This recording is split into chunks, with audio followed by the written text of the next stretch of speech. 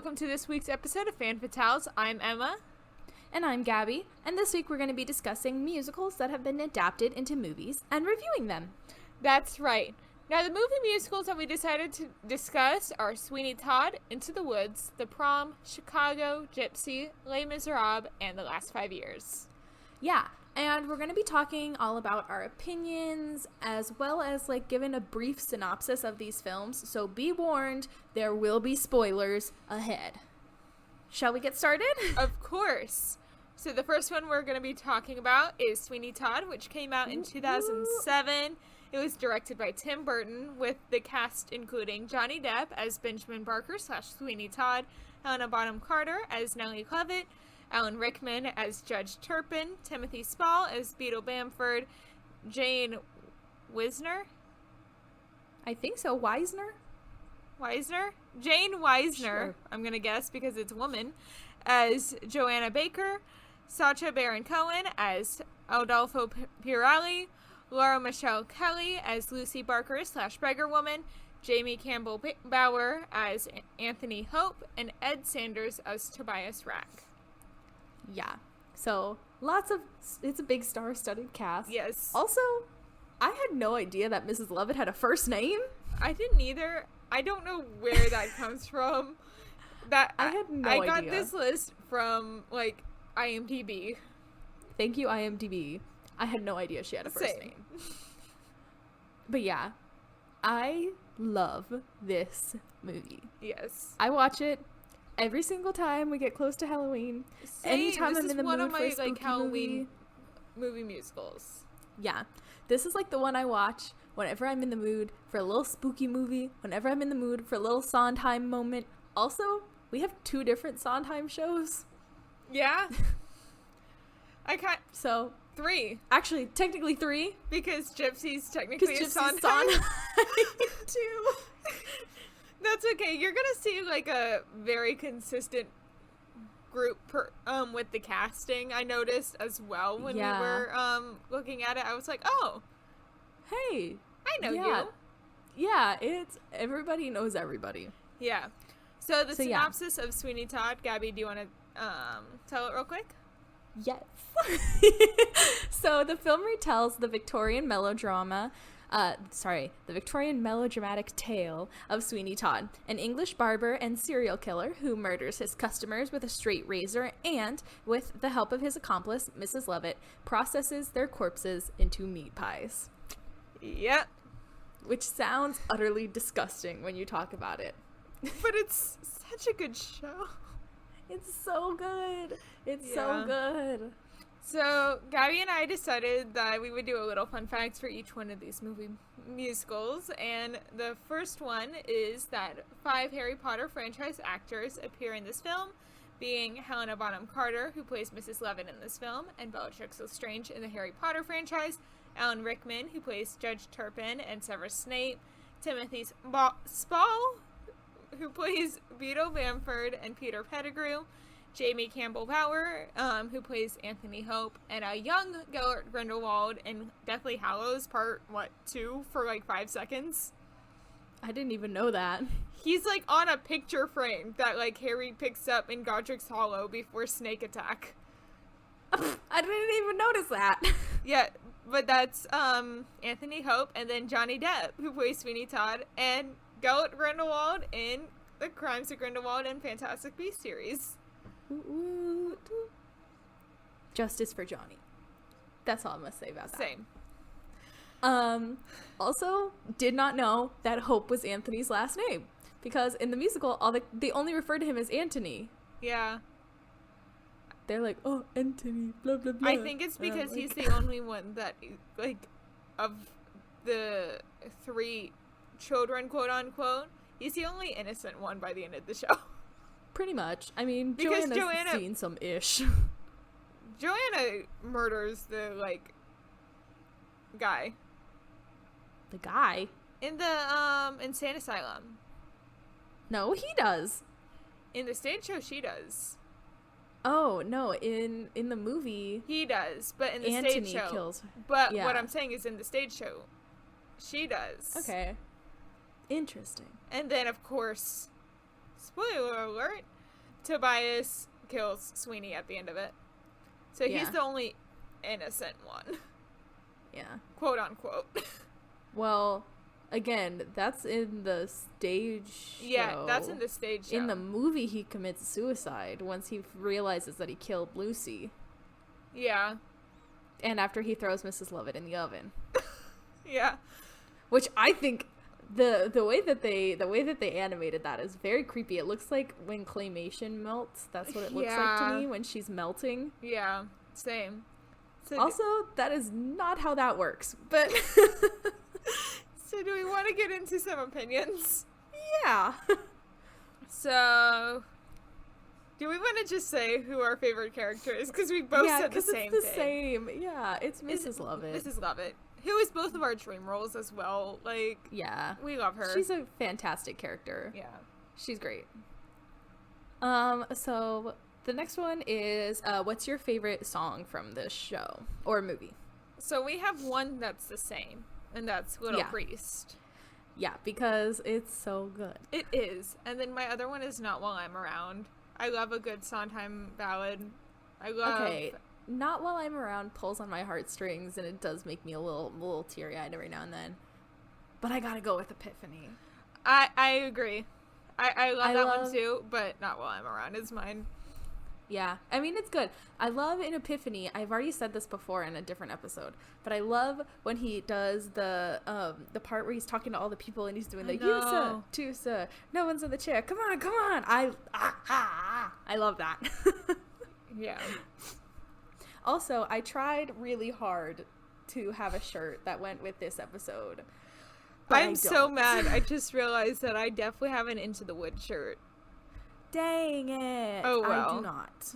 But I'm wearing a Shining t-shirt, which is the closest I could get. Because I like being on theme. If you've noticed, every single episode so far that we've recorded, I've worn a shirt that matches. This is the first one that I have not, and I'm very I have sad not about it. at all. I'm wearing like all Disney right now. I love it. It's fine. Okay, so next one is what is your favorite moment? Like scene or song or like, well, I guess not song because we already talked about song, but like favorite like cinematic thing or like whatever. So mine is when Mrs. Lovett is telling Sweeny like the story of Benjamin Barker, like when she first meets him, and we get the flashback and it's all the pastels and the brighter colors compared to the bleak London scene that we see like in present time.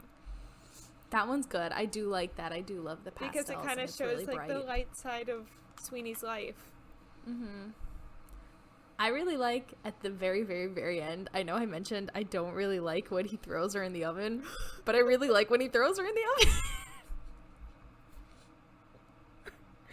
I know I mentioned that it's not really accurate, but I don't know why I think that. I don't know why. That just like tickles my funny bone when he throws her in the oven. I think it is so funny. I also really like the moment when he realizes that Lucy is the beggar woman and it's really sweet, and he's like, that like always makes me cry a little bit.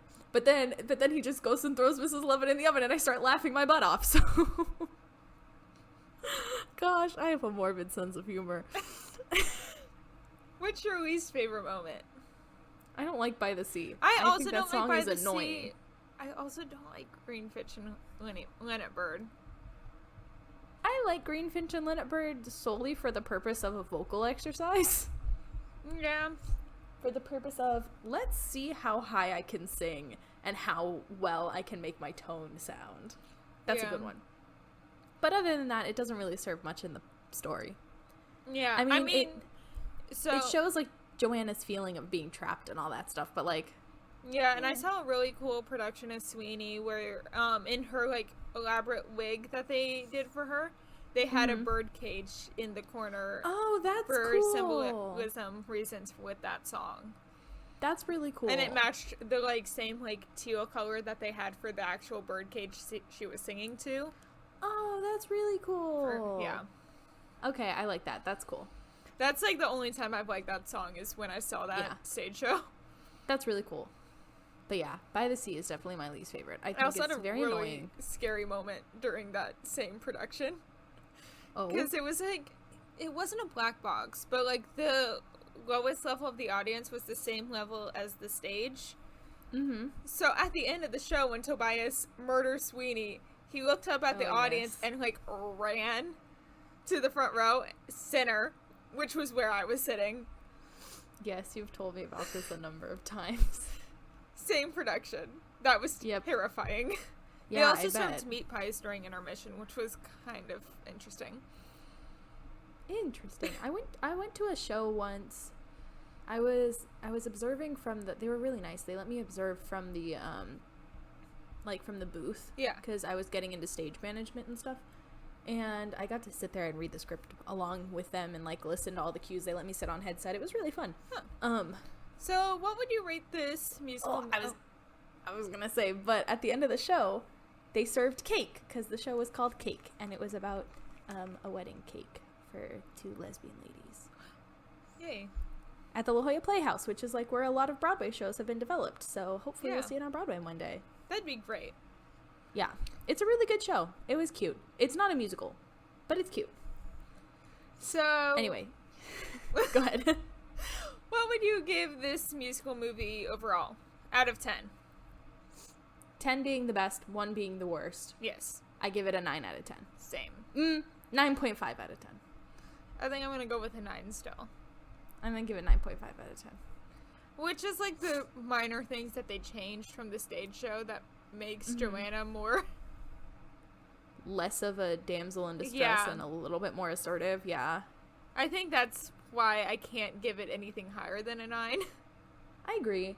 I mean, that's why... I only give it that extra 0.5 because I just love it so freaking much. Yeah. I'm, like, too obsessed with it, so... You know. Yeah. Take with that what you will.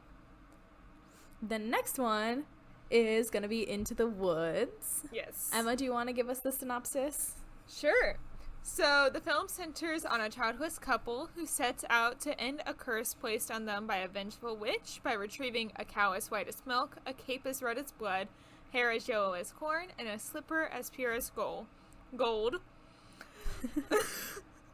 Ultimately, the characters are forced to experience the unintended consequences of their actions.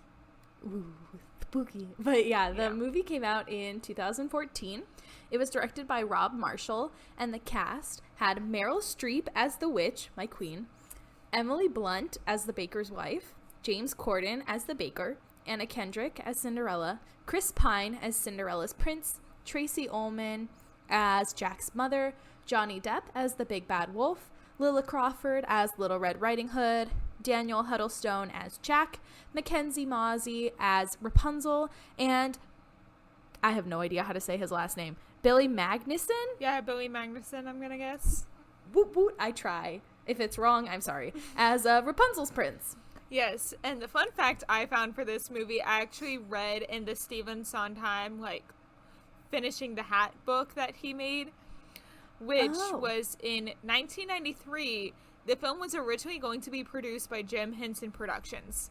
Like, the Muppets are going to produce the original Into the Woods movie.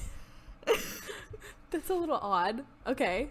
And this cast included, in the, staged readings that they had been doing before, they kind of scrapped the movie, included Robin Williams as the baker, Cher as the witch, and Danny DeVito as the voice of the giant. Love it! Oh my god, yes.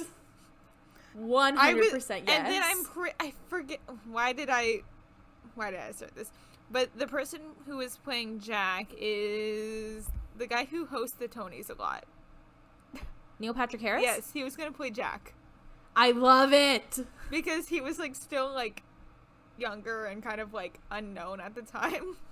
I think that's amazing. I kind of wish we saw this cast.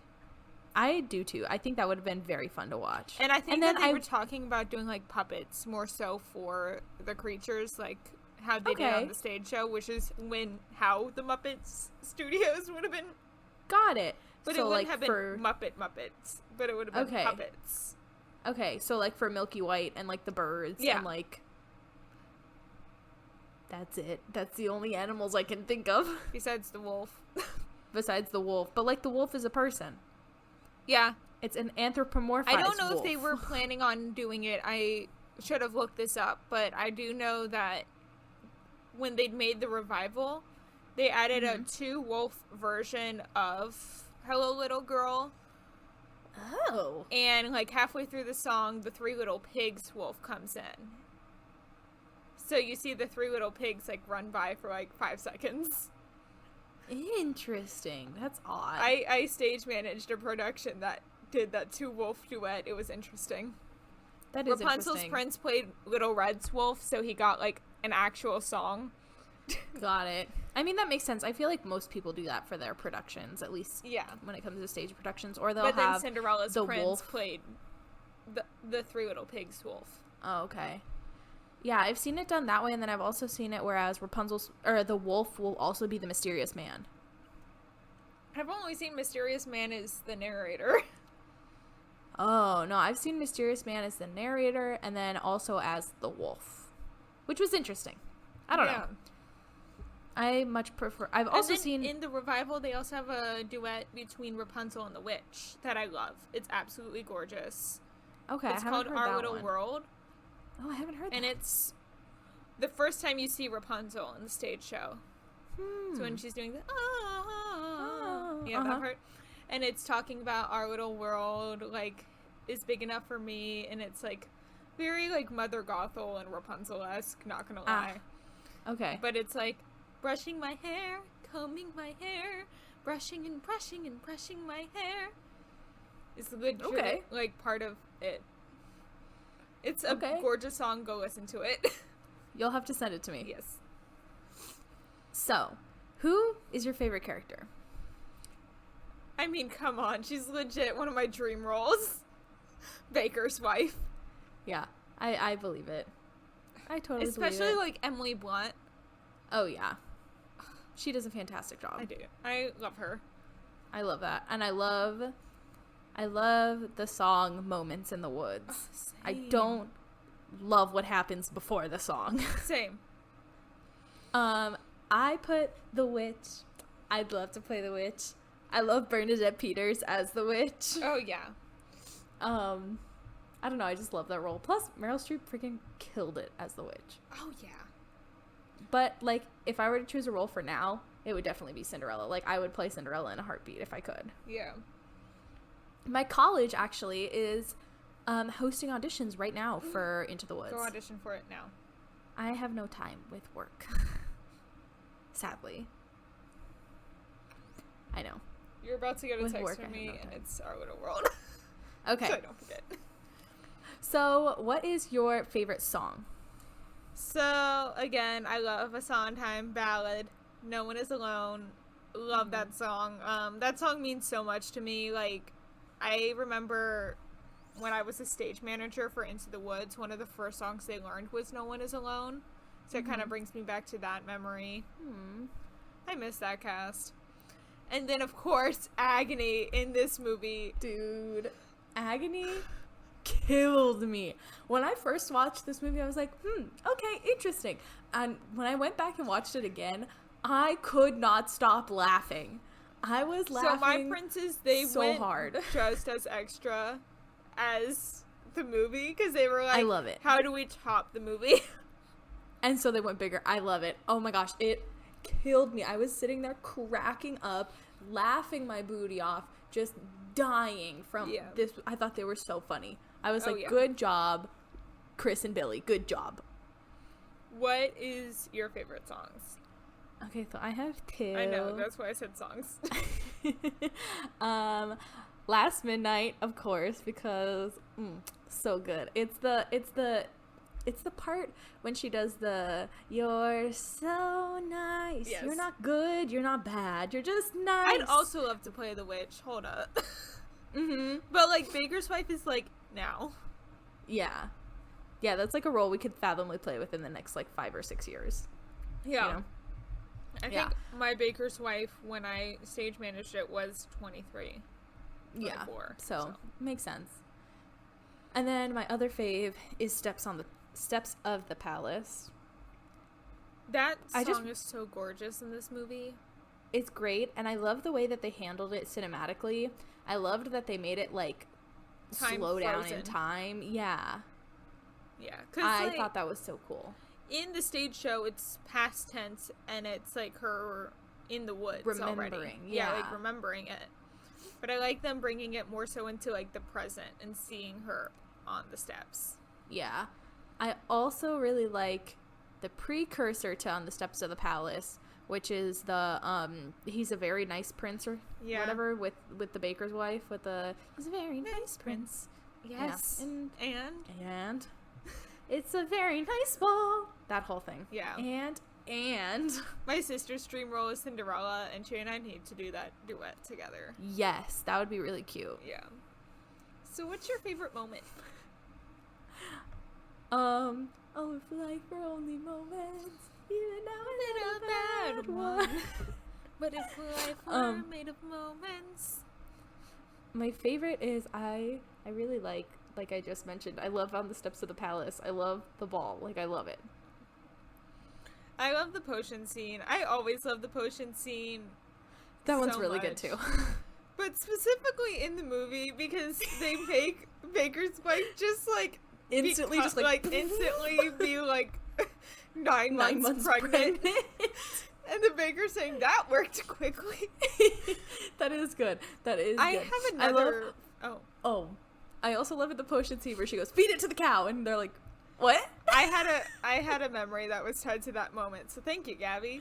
So when I worked on it as a stage manager, of course, like, Milky White was a puppet, and the guy who played the puppet legit, like, moved the puppet to look at the witch, and he went, what? Too. I love that. I need to send you the video of our production. Okay. When we did it in high school, I wasn't in it. I watched it, but there was a girl who actually played the cow. We had somebody playing. That's Milky how my White. high school did it. Yeah, I think she lot of high schools do auditioned it that for way. the cow. Like, she literally went to the director and was like, I want to play Milky White. I want to play Milky White. Yes. That is exactly what happened, too. And it was really cute. She had little space buns, and it was a cute thing. But, like, even she, like, turned to the witch. No, she was, like, in, like, a puppet thing. Oh, no. Ours was, like, just, like, in white with little cow spots. It was cute. No, ours was, like, a weird, like, hunched-over puppet thing. Oh, gosh. That's awful. No, ours was, like, cute. She, like, walked like a person. And, like, she had little cow spots and, like, wore white and had little buns. Cute. It was cute. But, like, when the witch was all, feed it to the cow, she, like, even looked and was like, excuse me? It was good. Yeah. So what's your least favorite moment? We have the same least favorite moment, and I'm pretty sure this is everybody's least favorite moment. But and it's my other least favorite moment is not even a moment in this show. I know, it's literally not even a moment. But Hello Little Girl is so weird, and he never comes back. Like, you never see anything to do with him again. No, I think it's because he did. I know. Well, he dies before, like, and I know things now, but still, it's like 2 songs later. I know, but still, it's weird. I don't know. It's just so weird. It's especially like, why would you put that in and not put in anything with Mysterious Man? Thank you for letting me tying into that. I am mad. And again, this is probably because I've recently worked on the show and, like, I know the show really well. But, like, the Mysterious Man and narrator is usually double cast. And it's because of this full circle moment, as my director explained, like, the first rehearsal to our narrator / Mysterious Man, that because he also is Mysterious Man, aka Baker's father, starting the show, and then the Baker ends the show telling the Once Upon a Time, it becomes like a full circle moment between the two actors. I really like how they did it in the movie. I did too. James Corden as the narrator, because they didn't have the narrator or the Mysterious Man. Yeah, I really liked that. I thought that really made it full circle. What is the song that Mysterious Man and Baker sing in the stage show? I know what you're talking about, and it's a beautiful song, but I can't think of it off the top of my head. No More. Yes, thank you. That song, I remember me sobbing. The day that we closed, song. I legit, like, walked up to our Mysterious Man / narrator and Baker after the show and was like, you know, I used to hate this song, but you guys made me love it, and look at how much of a mess I am right now. Oh, that's cute. Yeah. So, overall, what would you give this movie a score out of 10? 5 out of 10, because I had to knock it down like so many points for not having Mysterious Man. I think I'm going to give it a 7. Okay. I know I wrote 6, but I think I'm going to give it a 7. Hey, solely 6 because, is the average score between us now. Yeah, solely because I like... Okay. I really like the cinematography, except for when it gets too dark, like towards the end when you can barely see anything. That annoyed me. But like for the most part, I think they did a really good job in filming it. Same. I also really like this cast. I really like the cast for the most part. Yeah. I don't know if I'd just like change anyone, actually. I don't think I would. No. Yeah, I really like it the way it is. I love Willa Crawford. I do too. Fun fact, I'm pretty sure she and I went to middle school together. Really? Yeah, I'm pretty sure we went to the same middle school. Cuz we had like a middle school show that came out once a week. And like they did like a big interview with her, so I'm pretty sure we went to back when middle she school was Annie, because she was Annie like when we were in like 6th grade. Mhm. That's cool. So do we want to go on to the next? This movie came out when we were in middle school, 2014. I was in middle school, or at least 13. Yeah. So what? 7th grade? 8th grade? Yeah, I was in 8th grade, so I'm pretty sure we went to middle school together. Huh. Then like she was like 10 and was Annie on Broadway. Yeah. That's crazy. So, pretty impressive. Yeah. Moving on. The movie musical I made us put on the list. I was like, Emma was like, we must. Mostly because I knew you hadn't seen this movie. Yeah. It was good. I liked it. It's The Prom, which the synopsis of it is a troupe of theater stars swarm into a small, conservative Indiana town in support of a high school girl who wants to take her girlfriend to the prom. Yeah. It was good. I liked it. So it came out in 2020 as a Netflix original. It was directed by Ryan Murphy, and it features Meryl Streep again as Dee Dee Allen, James Corden as Barry Glickman, Jo Ellen Pellman as Emma Nolan, Ariana DeBose as Alyssa Green, Nicole Kidman as Angie Dickinson, Andrew Rannells. Say his last name? Rannells, thank you, as Trent Oliver. He's the Book of Mormon guy. Oh, that just clicked for me. I was like, where do I know him from? He's the Book of Mormon guy. Got it. Okay. Light bulb just went on. Thank you. Which is why they had him sing the really preachy song. That makes sense now. Keegan-Michael Key as Principal Tom Hawkins. Also love him too. Yeah. Tracy Ullman as Vera Glickman, and Kevin Chamberlain as Sheldon Saperstein. And you forgot Kerry Washington as Mrs. Green. No, I said her. No, you went straight from Keegan-Michael Key to Tracy Ullman. Shoot. Okay, yeah, you're right. You're right. I can't read clearly. And we have 2 fun facts for this one because I couldn't decide between the 2. They're both good. Good. Nicole Kidman, who portrays Angie Dickinson, a lifelong chorus girl who just quit her job of 20 years in the musical Chicago after the producers never let her go on for the role of Roxy Hart. In real life, Kidman turned down the role of Roxy Hart for the 2002 Chicago film. And we will get to who actually got that part later. I thought it was really interesting when I saw that. It is interesting. Huh. I also think it's very funny how she in this movie is in Chicago and we decide to talk about Chicago later. Yeah. We were like, Chicago. And I was like, oh, wait. Oh, okay. And then Ariana DeBose is known for playing the Bullet in the original Broadway cast of Hamilton. Let me tell you, she looks totally different. I know. In the pro shot of Hamilton than she does in this movie. Also, she's going to be in the West Side Story remake. Yes, she is. But I didn't recognize her at all. Did you find out when you read my notes? Yes. I was like, what? Yeah. I was like, that is not the same girl. And then I looked her up and I was like, oh, yep, it's the same girl. I love that. Yeah, it was a trip. I was like, what in the world? So who's your favorite character? Barry! My boy. I love him so much. I love how he's like a little fairy godmother. I do for too. Emma. I love the thought that line, was so you'll be cute. Elfie, I'll be Glenda. I know! I just loved it. I loved their friendship. I also really liked her friendship with Angie too. I thought that was really cute. I love the give them some zazz song. Yes! I loved that. That was cute.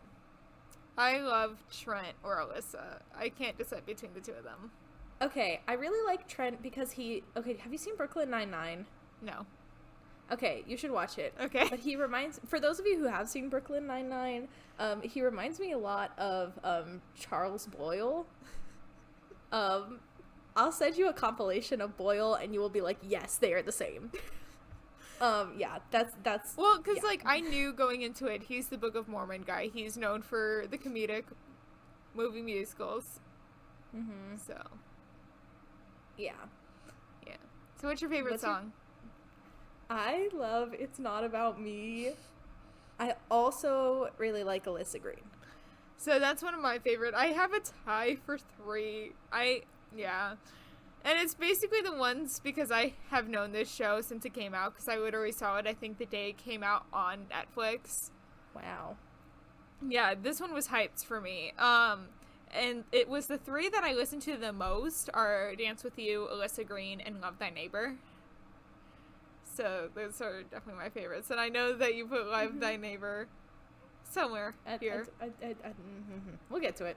But yeah, I think Alyssa Green is a really cute song. Yeah, I do too. I also love It's Not About Me. I just love how I love Meryl. I think that's just it. I think I just I'm in love with Meryl Streep. Yeah. I think that's it. I think that's the answer here. Because anything she does, I'm like, I love it. I was obsessed with Mamma Mia for 3 years after it came out. I literally, when I went to elementary school, I changed schools halfway through elementary school in 3rd grade.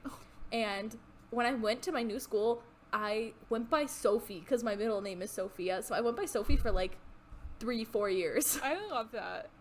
Yeah. So yeah, it was, I just am obsessed with Meryl Streep. I think that's my answer. What about your favorite moment? It's Time to Dance / the last prom at the very end of the show, especially with the mom coming back and talking with Alyssa. Yeah, I said the same. I sat there bawling, and my mom was like, "What are you watching?" And I was like, I have one funny story with this movie. Uh-huh. So I was watching it downstairs, at my house, and it was in the very beginning when they're the one lesbian, and it spells Emma in the lights where it said Eleanor. Yeah. My mom walked out and was like, "What you watching?" And we're literally singing about lesbians, and it's spelling my name. That's funny. A fun fact that is more so about the stage show, but I still wanted to mention it here, is when they performed in the Thanksgiving Day Parade, they performed the It's Time to Dance, the last prom song.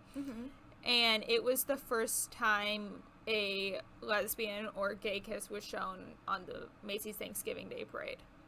Yeah, it was a pretty big deal. I remember that. Yeah. Yeah, that's pretty awesome. Yeah. What's your least favorite moment?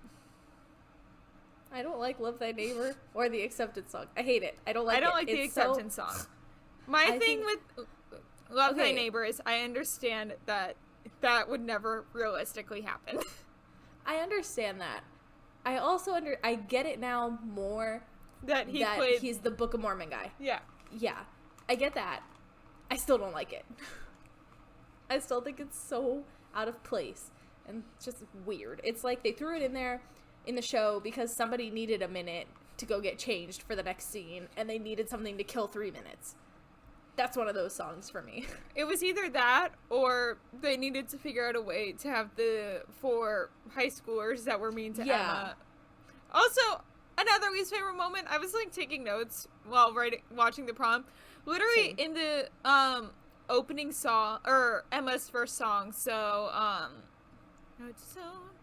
Just Breathe. Yeah. She's playing dodgeball and I'm presuming gym class, and she's the only one on her team. That gym teacher, like, legit let her fend for herself. I know. I was like, what the heck? I was so mad. Also, the cheerleading uniforms, I did not like the turtlenecks. Oh no, those were weird. I was like, why do you have turtlenecks under your thing? Yeah, that's weird. I guess, okay, I do understand in the Midwest it gets kind of cold, so maybe it's because it's cold. It's still spring, so it's cold. I don't know. But prom is in, like, April. Whatever. Yeah. Let's just go to ratings. Okay. 9.75 out of 10. I said 9. Okay. 9, yeah. Solid 9. Yeah. I mean, I'd watch it again. Also, I really wish that Kevin Chamberlain had more of a role. Same. I love him so much. I mentioned Like, this when we were talking about Ratatouille. I love Kevin Chamberlain. I He do was a too, little and he bean needed and a cinnamon roll. more to do. He really did. I also loved the scene, okay, you know when they're trying to fund the new prom, Yes. and they're all giving all their money, and they all look at Meryl Streep, and they like, we know you got some money, we know you have a Visa And Black you know card in that, there. Keegan-Michael Key just, like, used her card before even touching everyone else's. I know. He was just like, okay. Yeah. Anyway, I love that. Yeah. I just thought that was really cute. So next we're going to talk about Chicago, one of my picks. Yes. So two murderesses, Roxy Hart and Velma Kelly, develop a fierce rivalry while competing for publicity, celebrity, and a sleazy lawyer's attention. It came out in 2002, and it was directed by Rob Marshall in his theatrical directorial debut. That is impossible to say. I'm so sorry. It starred Renee Zellweger as Roxy Hart, Catherine Zeta-Jones as Velma Kelly, Richard Gere as Billy Flynn, Queen Latifah as Matron Mama Morton, John C. Reilly as Amos Hart, and Christine Brandansky as Mary Sunshine. Yes. It also had, oh shoot, now I can't think of his name. Dang it! Who are you thinking of? The guy who, like, introduces all the songs. Oh, I almost included him and I completely forgot to. Oh my gosh, what is his name? Chicago movie cast. He was in Rent, too. How do I not remember his name? He's in, like, Diggs? so much. Yes, Tay Diggs. Tay Thank Diggs. you. Tay Diggs. And he's the meme. He's the, hi, I'm Tay Diggs. Have you seen that meme? Oh my gosh, it kills me every time. Sorry for everybody's eardrums. I just blew out. But anyway. So, the fun fact I found, which I thought was interesting because I didn't know it, the fun fact almost was just how many women auditioned to play Roxy and Velma, because if you look on I'm sure it was a IMDb, lot. that's like half of the trivia, and it's like a lot of people. I know Angelina Jolie was on the list. I saw her, I was like, What? No. no. No. And other people like that. Of course, what is her name from the prom? We were just talking about her. Nicole Kidman. Nicole Kidman. Yeah. I didn't know she could sing. You didn't? No.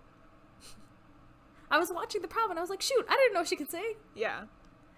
So, the fun fact for this movie is that in the beginning of the scene introducing Mama Morton to the new inmates, Roxy Hart has a brief conversation with a woman smoking a cigarette. That character was played by longtime Broadway actress Cheetah Rivera, who portrayed Velma Kelly in the original 1975 production of Chicago.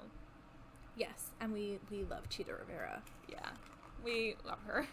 Love her. What a queen. Yes. So, Do we again who's your wanna favorite character? Just say our favorite character together? Yeah.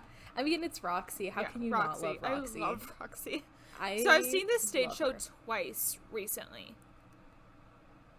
I've never actually seen it on stage or the film. So this was a first for me. And I was like, Okay. I want to watch it. So we're going to put it in there. And I did. And it was Yeah. good. So my There were- university did it October 2019.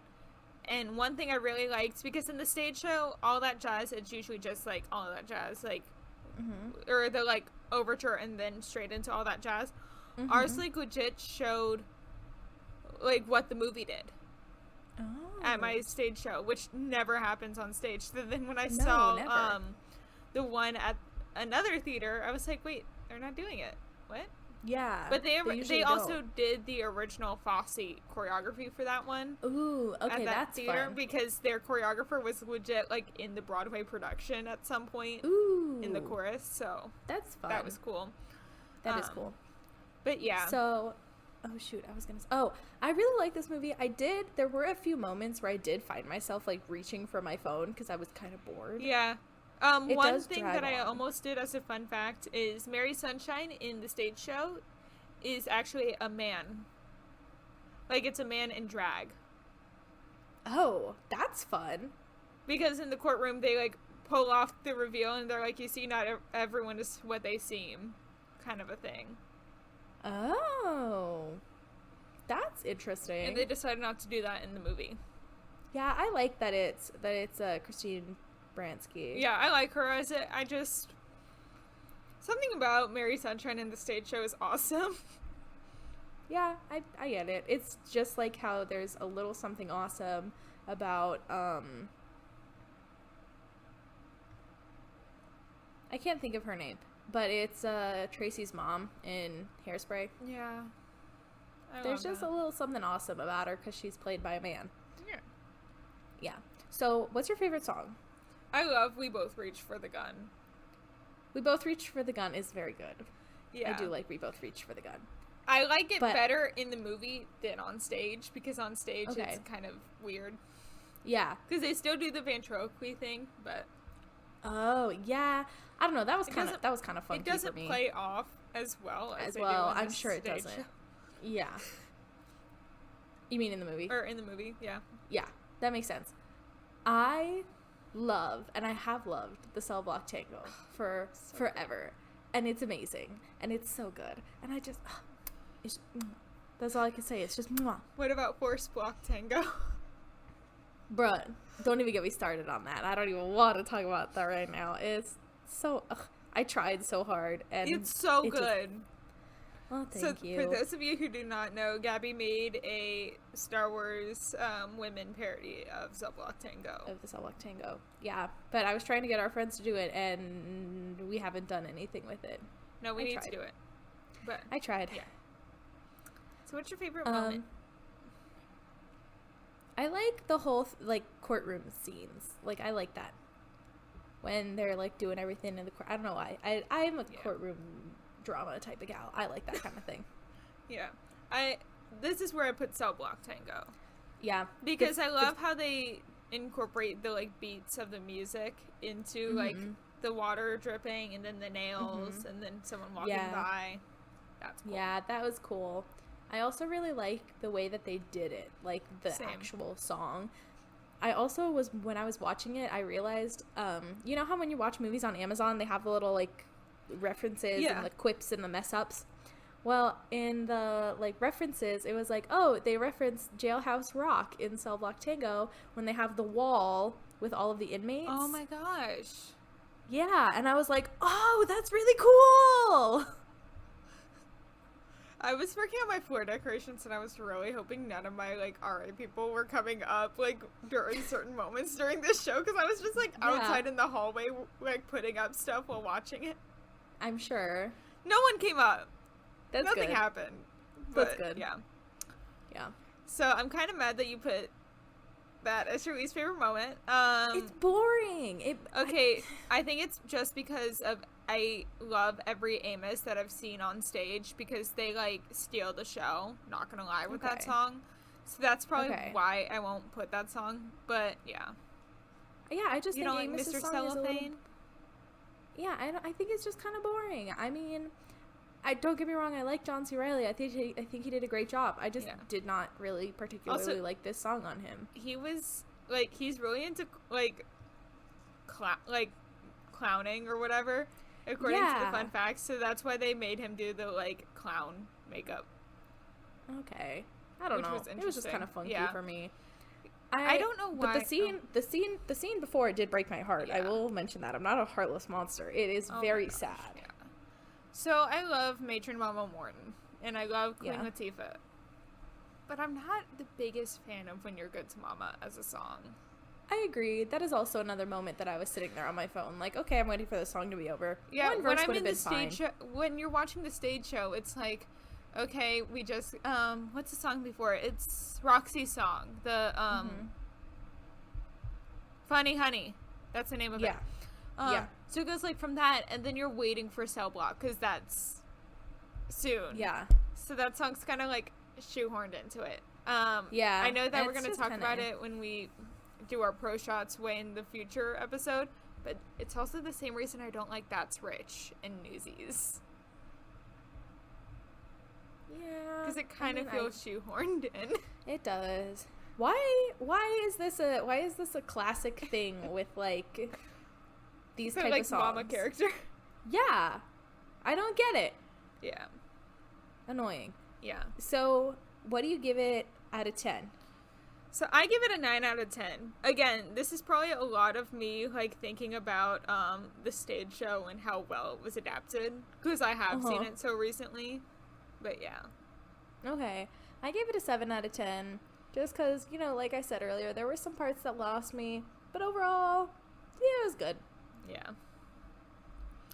So the next one is your favorite, which I had never seen. I'm so excited. Which is I Gypsy. love this one. I love it so much. And the synopsis of it is Mama Rose lives to see her daughter June succeed on Broadway by way of vaudeville. When June marries and leaves, Rose turns her hope and attention to her older daughter, Louise.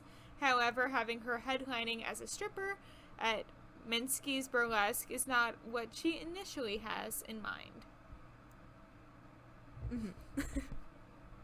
So it came out in 1962. We're talking about the original, the 1962 one, not 1998, I think, with Bernadette Peters, which is also fantastic. The one with Bernadette Peters is a little bit more accurate to the stage show. That's the only reason I like that one. Just a touch more, but this one's a classic, so you kind of have to watch this one. Yeah. I feel like this is like the good, like this is the classic one. Everybody knows this one. So it stars Rosalind Russell as Rose Hovick, Natalie Wood as Louise Hovick / Gypsy Rose Lee, Carl Malden as Herbie Sommers, Paul Wallace as Tulsa, Morgan Brittany billed as Suzanne Caputo as Baby June, Anne Gillian as Dainty June / June Hovick, Diane Pace as Baby Louise, and Betty Bruce as Tessitura. Yes. And the fun fact for this one, which I thought was interesting when I saw it, was the real Gypsy Rose Lee visited the set and gave Natalie Wood some tips on her stripping routines. Yeah, because it's actually based off of the memoirs of Gypsy Rose Lee. Which is, I did not know that until recently. I thought that was really interesting. I thought it was pretty interesting. Yeah. I also read that Gypsy Rose Lee actually didn't really like the way that they portrayed her mother in this show. Oh. That she was like, oh, it wasn't actually that bad, but we'll just leave it. Because I guess June thought it was that bad, and so June wanted to leave it. Okay. So she didn't really touch it. So I was like, oh, interesting. So, like, I guess Gypsy Rose wanted her to be a little bit nicer, but June was like, no. Okay. So interesting. Yeah. Who's your favorite character? I mean, we both have the same one, Louise. Yeah, it's Louise. Yeah. I love Louise. So, what's your favorite song? It's All I Need Is the Girl, and it has been Such stuck a in my good head song. for like 3 hours. So, mine is, and it's mostly because, so even before I knew the musical or had seen it or whatever, my sister and I had performed a song from it, and it was When Mama Is Married. I thought it was If Mama Or Gets If Married. Mama Gets Married. On the soundtrack, it's When Mama Is Married. Oh, interesting. That's why I put it, I was following Apple Music. Don't come for me. But yeah, I was Louise, and of course she was June, because she's the younger sister. Yeah, it's cute. Yeah, it's such a cute song. The thing I like about All I Need Is the Girl is it's like the only time a guy really has its own song in the whole show, first of all. True. which is, I think, is a very fun twist. Yeah. I also really love, I don't know, I love it feels so classic. It feels very, very Singing in the Rain to me. And I love the way that they do it. Another moment felt very Singing in the Rain to me. Okay. And I love the way that they do it in the film when they're like dancing in the back alley and then she starts dancing with him. I just love that. I think that's so cute. Yeah. So what's your favorite moment? I love when Louise just tells Rose off. Yes. When she says something like, you know what, I love my life because it's finally mine. Whatever she says that's like that. I love that. Yes. Or, I love my life because for the first time it is my life. Yeah, I love that moment. That's definitely, like, my second favorite. But, like, when Tulsa's showing Louise, like, his, like, little routine he made in the alleyway, that's the Singing in the Rain moment. Cute. To me. Yeah, that's exactly, same. That's the same moment. Yeah. Yeah, it's cute. I love that. Yeah. So what's your least favorite moment? So I understand its place in the story, but I was on my phone the entire time you gotta have a gimmick. Yeah. That song is a little rough on the ears. Yeah. It's a little rough. Yeah, it was just like, I'm gonna scroll. I agree. But it really, it hurts so bad for me when, Herbie comes in at the very end on the wedding day, and he's like, come on, Rose, let's go get married. And she's like, not while we're a flop. We're not gonna get married as a flop. We're gonna go out as a success. It may be a success in second-rate burlesque. It may be second-rate burlesque at that, but at least we're not a flop. And he just kind of leaves, and that's just like, oh gosh, ow. Like, it hurts so bad for him. Yeah. Okay. Yeah. So I'm going to go on a whole rant after I say my score. It's a good rant. But okay. Yeah. So I'm going to let you go first, even though we had the same score. Okay. I gave it a 9 out of 10 only because Wherever We Go is cut. And it was put in the 1998 version with Bette Midler. And it's a really cute song. It's after the whole thing with the Madame Rose's Toreadorables. Okay. When they're in the desert. Yeah. And it's right after Herbie says, let's get a gallon of peroxide and toothbrushes and make them all blondes. It's after that whole thing. And they have this cute little song about wherever we go, whatever we do, we'll have to go through it together. It's really cute. I really like it. But yeah, I really like that song. I also gave it a 9 out of 10. So I had never seen this movie or the musical before, like, watching it last night. I watched it last night, jeez. Right? Yeah. Yeah, I think so, yeah. But I had known a lot of the songs before, like Rosa Stern, Mama Was Married, Let Me Entertain You. Whether that just being from the community theaters growing up or somewhere else, which I am convinced, because Hollywood Studios plays, like, classic musicals all the time, like, in the, like, Hollywood Boulevard part, which is, like, old Hollywood looking. They'll play, like, old Hollywood movie musicals, like, soundtracks. I am so convinced that they've played Gypsy there. However, when I looked it up, I couldn't find it anywhere. I found, like, every other thing, but I could not find it, and I'm going insane. You're like, I swear I've heard it. I was like, I swear I've heard it. I forget what I had heard. Oh, it was Anything Goes they played there once.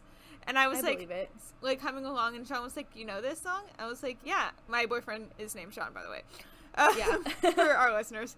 I was like, yeah, it's Anything Goes. It's Anything Goes. From Anything Goes. Yeah, they play it sometimes on Main Street for us. Yeah, that's the other place that they'll do it. But I'm convinced that I heard it in Hollywood Studios, because that's where I spend most of my time now. Because Star Wars. Yeah. But I do like it anywhere. Another song that they play that isn't a musical song is the Captain America, Peggy Carter at the end of Endgame song. Oh, It's Been a Long Time. Yeah. That song's really cute. I am determined to either have that song is going to be in my wedding somewhere. I'm going to walk down the aisle to that song. Just you wait. Yes.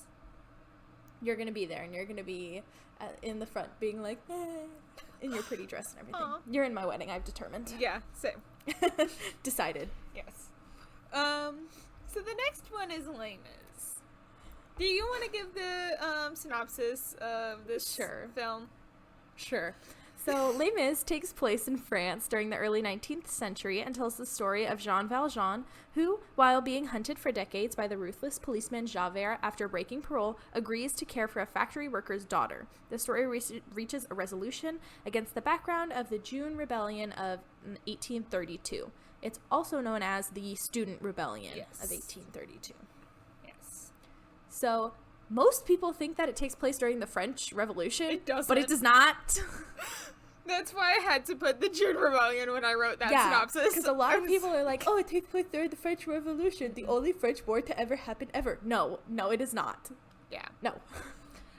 So the film came out in 2012. It was directed by Tom Hopper, and the cast includes Hugh Jackman as Jean Valjean, Russell Crowe as Javert, Anne Hathaway as Fantine, Amanda Seyfried as Cosette, Eddie Redmayne as Marius Montmorency, Hannah Bonham Carter and Sacha Baron Cohen as the Thénardiers. Woo, woo, woo. 3 woos. Samantha Parks as Eponine.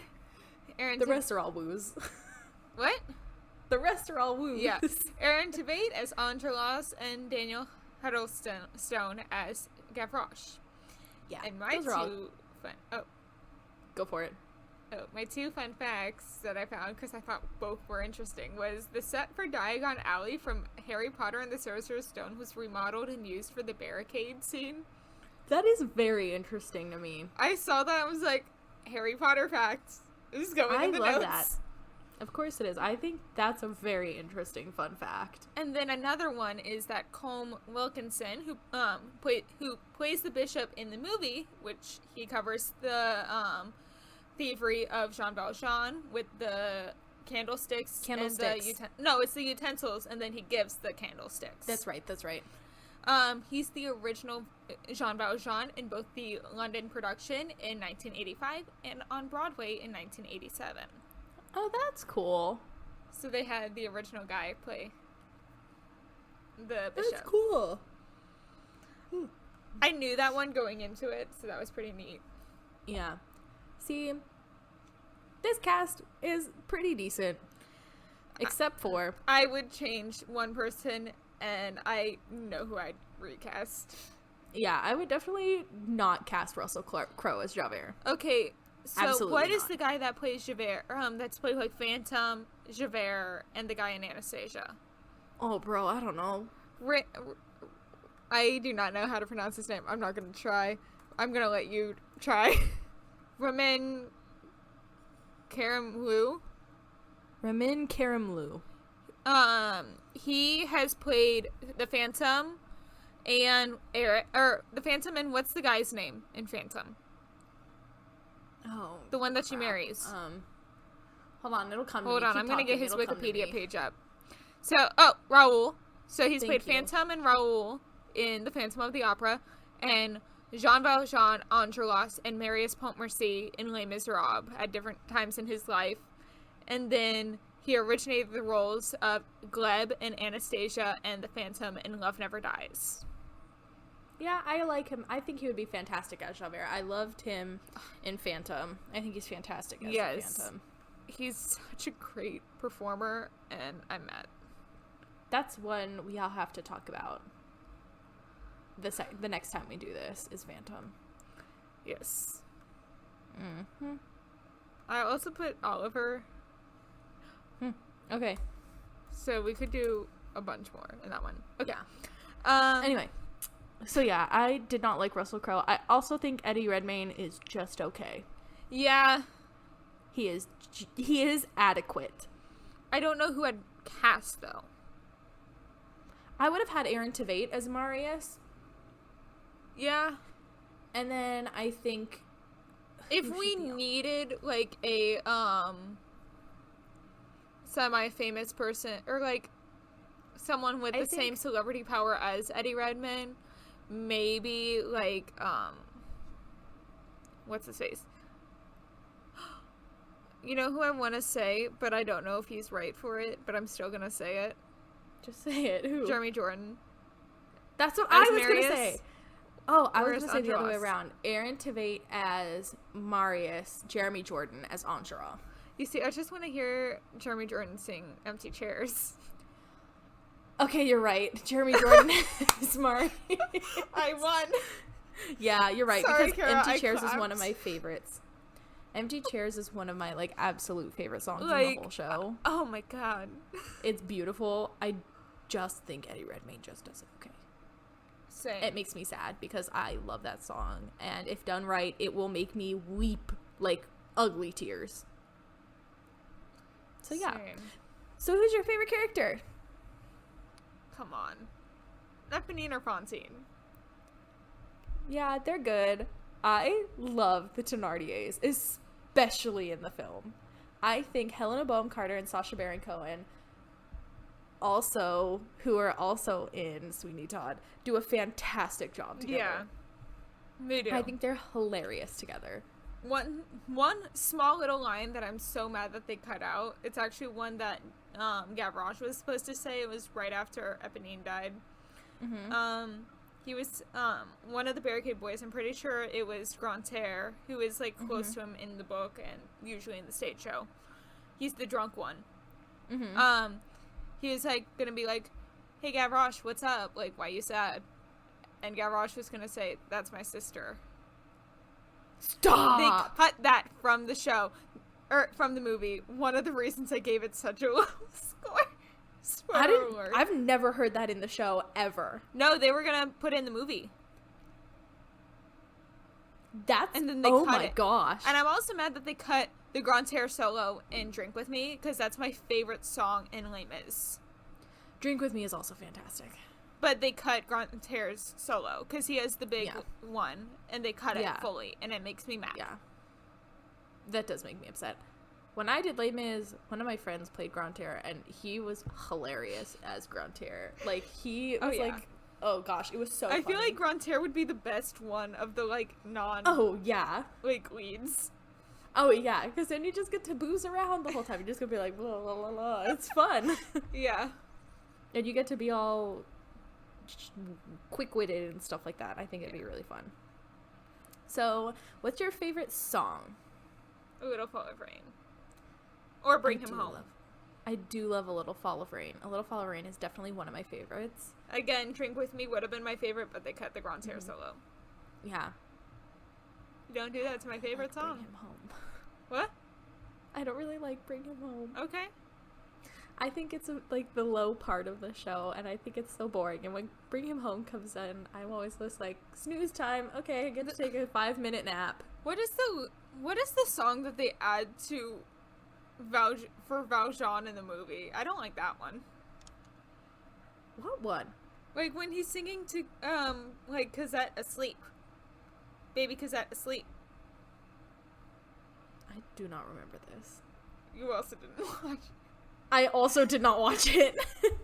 So like haven't after I he used to watch it all the rescues time. her from the Thénardiers, they're in the carriage like going back to his house or whatever, and she's asleep Yeah. in his arms, and he's singing like a lullaby. Like, what is this child? Oh, wait. That's in the musical. That is not in the musical. I do not. Yes, remember it that. is. Yes, it is. It is? Yes. Are you sure? Yeah. I swear. They just changed the tempo, I think. Hold on. Really? It's called Suddenly. Oh, maybe not. Yeah, and he's like, Oh. suddenly I'm a father now. No, because they cut the Waltz of Treachery for it. Oh. Okay. That makes me mad. I love the Waltz of Treachery. But yeah, Yeah. Okay, yes. Now I know what you're talking about. I don't like that song. It's fine. So I said my favorite, it would usually be Empty Chairs at Empty Tables, like Yes. I said, because it always just, oh, yes, beautiful. However, I don't really like Eddie Redmayne that much as Marius. Okay. Especially, I cannot stand him and Amanda Seyfried. I love Amanda Seyfried. She's fantastic. I can't stand them singing Reclame a Heart Full of Love. Yeah, their chemistry is not there. It's weird. Their chemistry isn't there, and they don't have the right vocal types to sing that song. No, she's not an opera singer. So she just I don't like them as those roles at all. Yeah. I don't know who I would have had be Cosette instead of I would have Amanda maybe Seyfried, looked at like the recent Cosettes at that time, or maybe even Christine Daae's. Because isn't Samantha Barks, wasn't she an Eponine on stage? I think so, yeah. So yeah, do that with Eponine or with Cosette, and then I think they just needed the name. Yeah. Plus, I mean, she's a good singer. She can sing. It's not like she can't sing. She's fantastic in Mamma Mia. I love her as Sophie in Mamma Mia. But Sophie and Cosette are two completely very different. Yeah, and the style is completely different. Yeah. So, yeah, I just didn't really like her. But I'm going to have to go with, Do You Hear the People Sing? Yeah. Because every time I listen to it... I love how they do it in the movie rather than the stage show. Because the stage show, it's just like they're still at the cafe. I like that they're actually at General At the barricade. Funeral. Oh, and then it goes straight to the barricade. To the barricade, yeah. I like that better. It gives me chills every single time when it starts out really small and then it swells at the do you hear the people sing, and I just like I feel it with my whole body and I love it. Yeah. Okay, so next is what's your favorite moment? Everything at the barricade. Yeah. And then I just said do you hear the people sing again, because it literally just sends chills throughout me every single time. So we technically have the same least favorite moment. I love yours. Do you want to say your least favorite moment first? I said Stars because I hated the end. Okay, the end with the crunch. It's just, why would you do that? When he hits the edge of the fountain and you hear a little... That's not Stars. Stars is the one that he's like there. That's right, not Stars. It's But yeah, I know the crunch you're talking about, and I laugh. Yes, that's not in Stars. Sorry, it's been a while since I've seen it. No, Stars is the one that... This I swear by the stars. Yeah, that's how he sounds. Javert's Suicide. Javert's Suicide, thank you. No, I don't like anything that Javert sings. I do not like, what's his face, Russell Crowe as Javert. Don't like him. And you know who else doesn't like him as Javert? I will tell you, it's in the next movie. Okay. So my least favorite moment is anything Javert sings. Yeah, same reason, probably. I was in a show. Now bring me prisoner 24601. Yeah, I was in a show not too long ago, and anytime we would talk about Les Mis, somebody would start singing like Javert, and we'd all go, "This I swear by the stars." Like it's so you know so what that bad. sounds like to me? If the Potter Puppet Pal Snape sang.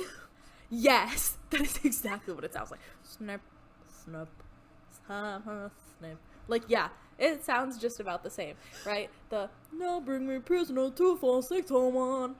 Come on, that's pretty accurate. He does sound like a Muppet. That is exactly what it sounds like. Is it a very manly Muppet? Yes. Or is he a Muppet of a man? Stop. No. So what do you rate this movie? 5 out of 10. It's 4 out of 10. I don't know why I was so obsessed with it for so long, but... Same. 5 out of 10. Yeah. It's just okay. And then another one I had never seen until... is gonna be The Last 5 Years. Yes. And you can give the synopsis real quick. So, in New York, struggling actress Kathy Hyatt and a successful writer, Jamie Wellerstein, sing about their failed marriage from 2 perspectives. Yes, and the movie facts are it came out in 2014. It was directed by Richard LaGravency. I have no idea. And the cast is a cast of 2, and it's Jeremy Jordan as Jamie and Anna Kendrick as Kathy. Yeah, and in the show, it's Jamie and Kathy with, like, very, very, very minimal like ensemble, Yeah. just as like background players. I know that this was very popular, like when theaters were starting to reopen during the pandemic, because it's 2 actors. Yeah, the cast is tiny. It's legit 2 people. Yeah. So I have 2 fun facts for this one. Yes.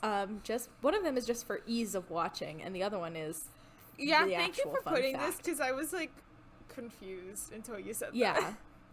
So Kathy's songs start at the end of their relationship and go to the beginning, whereas Jamie's songs start at the beginning of the relationship and go to the end. That's more of the watching fact. I also have another fun fact that I know off the top of my head.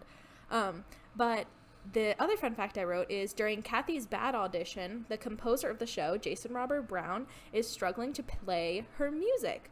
Now, this is funny, at least to like musicians, because it's kind of a play on the fact that when people audition for musicals and they bring Jason Robert Brown music, it's like notoriously very hard to sight read. Yeah, it's like the new Sondheim.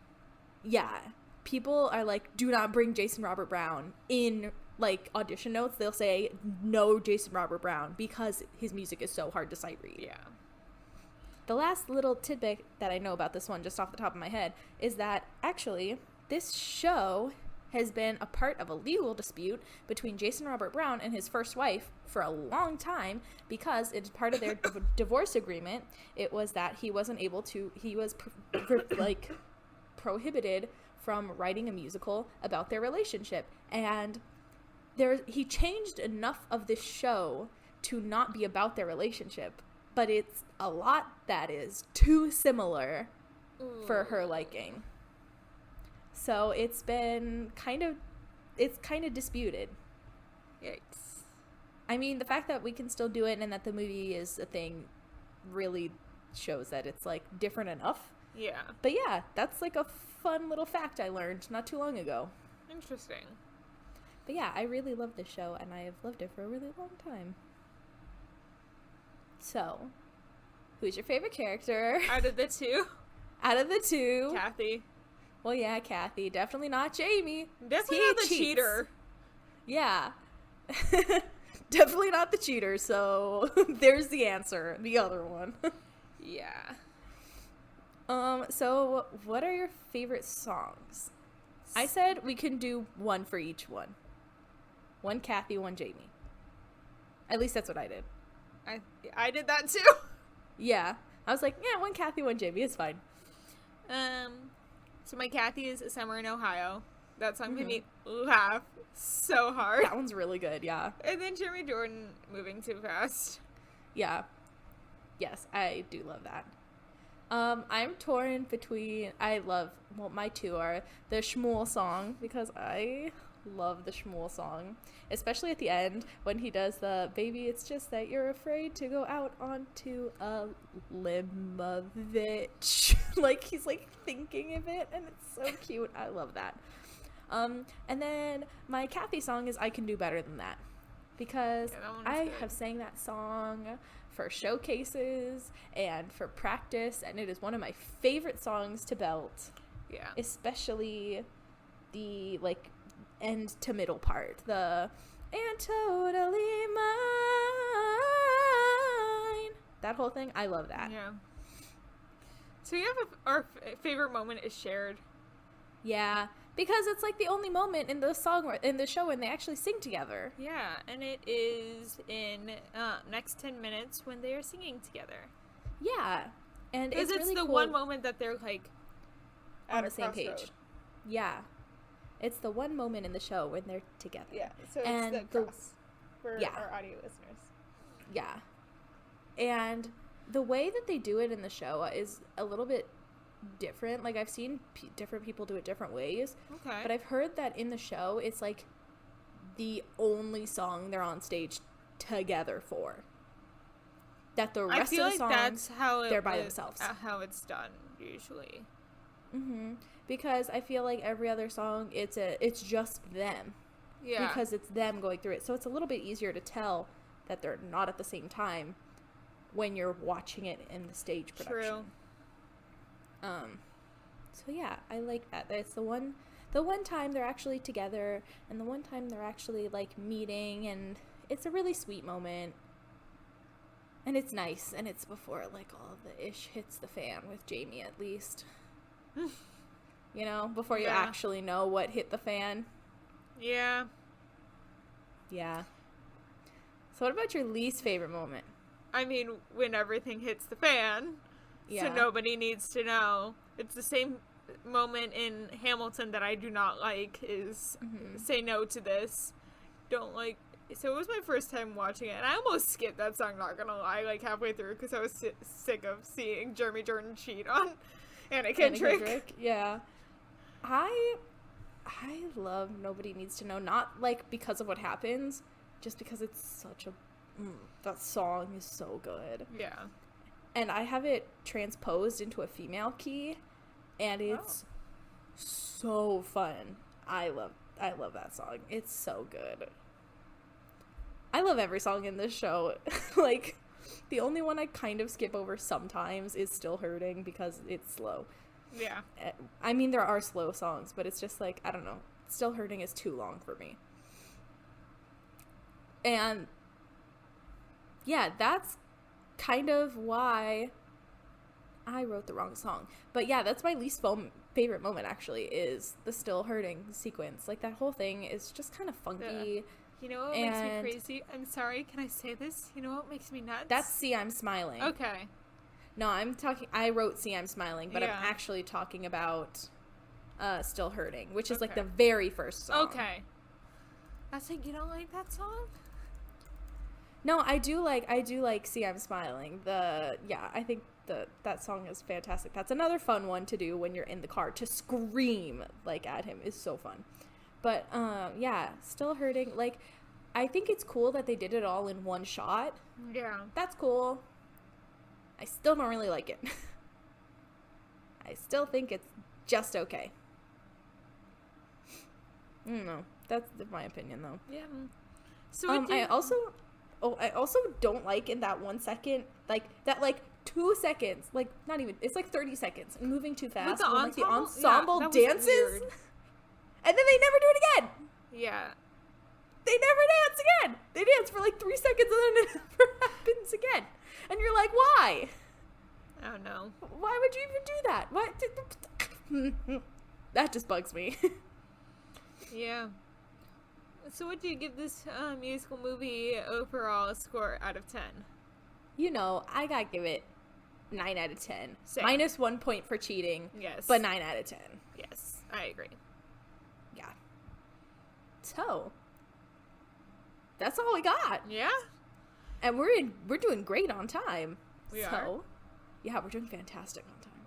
Oh, wow. I know, we're killing it. It was.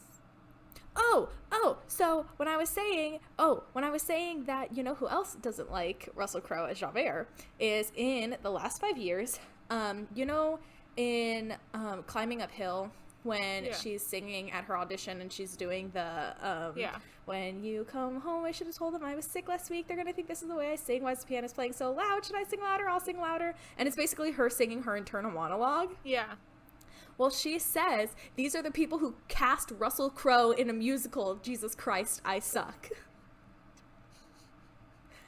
And in the original, there are a few changes that they made from the original. Like, that's one. It was originally Linda Blair in a musical. Okay. Which, I don't know who that is, and I don't know what that's a reference to, but that's what it is. When in I Can Do Better Than That, in the movie, she says, actually, it was changed in the stage play a number of years ago, but they changed it to very well placed tattoos from who you might say looked like Tom Cruise, because they didn't think that he was, like, relevant anymore for a while. So they changed it to very well placed tattoos, and they also said that way it'll have a little bit of a longevity. They also changed, it's really funny, because in the movie, to keep the PG-13 rating, in A Miracle Had Happened, they take out, when Jamie says the F word, he says, you can't touch her anyway. Yeah. But in the soundtrack, they keep it. So in the soundtrack, in the soundtrack, he says, but you can't F her anyway. And I'm like, huh. So Linda Blair. So I'm looking at it, and she's known for The Exorcist. First of all, what musical was she in? So this sounds like a really bad musical. Not gonna lie. It's called Roller Boogie. Oh my! It sounds like Xanadu. It sounds very much like Xanadu. I want to look up. I definitely spelled it wrong. And the it last is little definitely Xanadu. Well, yeah. Okay. A bunch of teens who hang around on the Venice boardwalk and do a lot of roller skating and burn their eyeballs, girl and watching boy. What? What? Oh, and burn their eyeballs, girl and boy watching. Okay. It said that That's this so signified, or this, hold on, I'm gonna read word for word what it said. It established her as a sex symbol when it came out in 79. She was 20. Got it. Okay. So that's odd. That makes sense, because that's the only musical that she's been in. And it sounds like Xanadu. Good to know. And the last little change they made is in Summer in Ohio. In the musical, or in the movie, she says, "I saw your book at a Target in Kentucky." But in the original stage play, it was, "I saw your book at a Borders in Kentucky." But Borders doesn't exist anymore, so they changed it to Target. I forgot Borders existed. Yeah. It was like Barnes and Nobles. Yeah. But yeah, they changed it to Target. And that's like the last little so that's tidbit. Kind of like in the Heights with them changing a few things. Yeah, they usually do that for... I know most of those changes, except for like cutting out like the curse words, they made in the actual stage show so that it has a little bit of a longevity so that you could still use it, you know? Yeah, so they cut out like the Donald Trump thing. Yeah, and they changed it to Tiger Woods, yeah. which also is not good because he also was not a great guy. No. He was not good. So I don't know why they changed it, but to that, they could have changed it to like anything else. Yeah. I think it's because Tiger Woods is like recognizable. Yeah. So, anyway. So do we want to get into this outro? Yeah, for sure. Okay. Hey guys, it's Hindsight Gabby. So, the episode that you just finished listening to was actually supposed to be uploaded before last week's episode, but because of the audio snafu that we had last week, we ended up switching the order of the episodes. So, I'm gonna have to do the outro by myself again. So, thanks for listening to this week's episode of Femme Fatales. Next week, we have a super special episode. It's going to be a trivia quiz show episode that we decided to call Pepperdy, and that's going to be including some good friends of me and Emma's that you will see in that next episode. Remember to subscribe to us wherever you get your podcasts. We're on Apple, Spotify, and Google Podcasts. And remember to subscribe to us here on YouTube if you're watching us there. Please leave us a review and comment down below to tell us what you thought of the show, and remember to follow us on Instagram at FemFatalesPod for the latest updates and to possibly be featured in a future episode.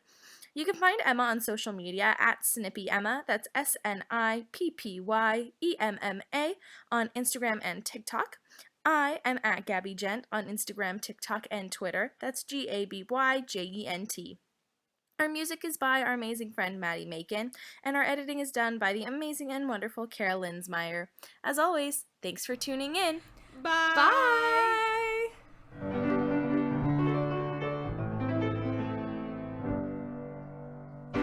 The views expressed in this episode are expressly our own and do not reflect the brand or the company they're about.